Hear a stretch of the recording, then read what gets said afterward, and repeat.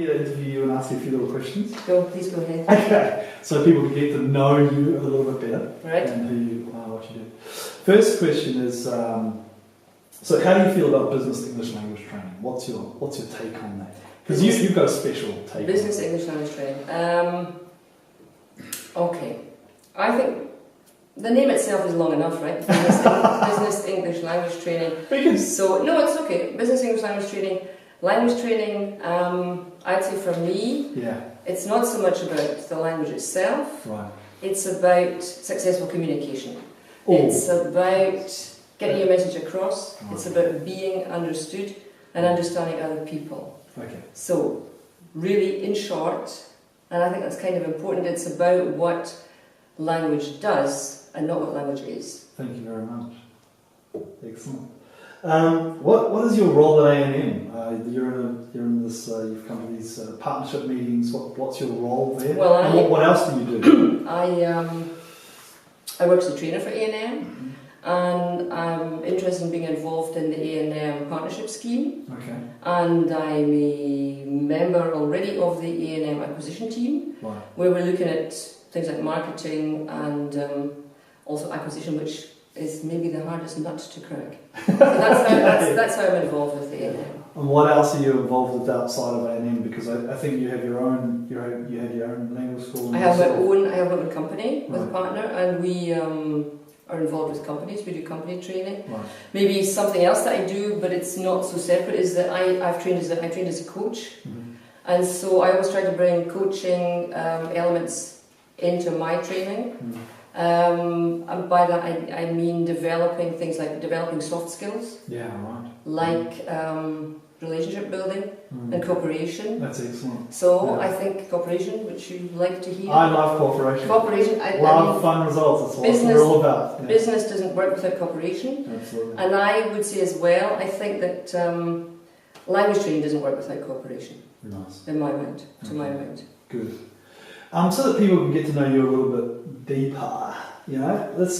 Can I ask you about your strengths and weaknesses? What are your strengths and your weaknesses? That's not going too personal too far. I believe my strength is cutting to the core of something, getting down to the nitty gritty, quite fast. Right.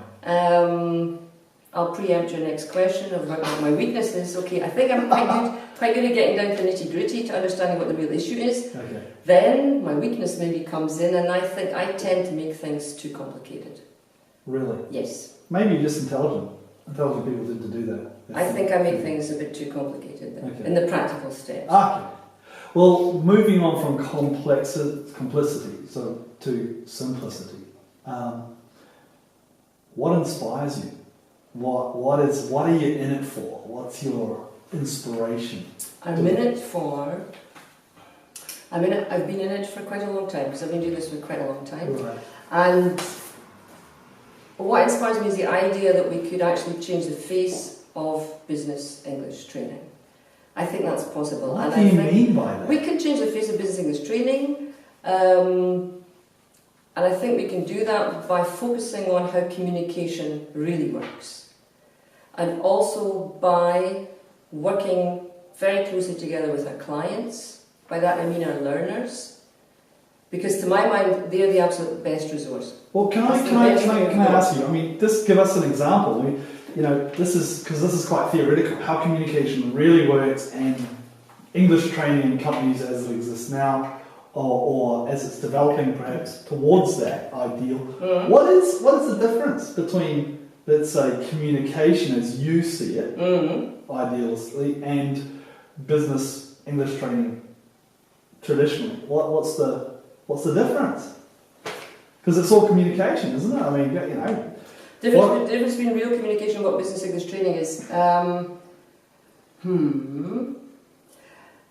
I think, unfortunately, a lot of people in companies still believe there's a kind of English language training, which, to put it really simply, is about things like vocabulary or grammar or phrases, lists of phrases. And I don't think that's what it's about. I think people have to look at how they really communicate. They have to look at their communication skills. For example, convincing, suggesting, something like this, that they kind of get to sort of reflect on how they're communicating in a bigger picture. That's what I mean. It's like a more holistic view. So it's their soft skills as well. The soft skills, it's a bigger picture of how it works. It's not about this communication didn't work because that word was missing. That's not the point. The communication didn't work because of lots of other things, because the person was too abrupt or didn't really listen to the other person. That's what I think it's really about. Wow, excellent. And that people have to be a little bit more abstract about that and really consider what's going on. I mean, let's face it, this is a long answer, but I'll give it to you anyway. Yeah, please. Nobody ever went into a meeting and the other person said,